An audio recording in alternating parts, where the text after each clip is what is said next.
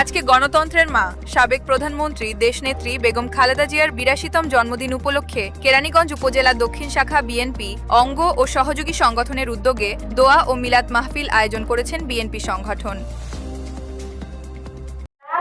তাহলে এই বাংলাদেশের মানুষ ফ্যাসিবাদের কবল থেকে কোনোদিনও রক্ষা পাবে না।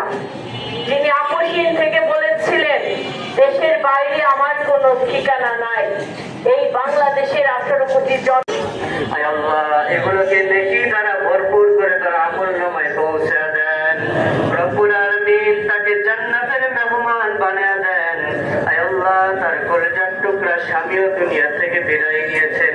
আয় আল্লাহ, জনাব জিয়াউর রহমান সাহেবকে আপনি মাফ করে দেন। আয় আল্লাহ, জান্নাতের মেহমান বানিয়ে দেন।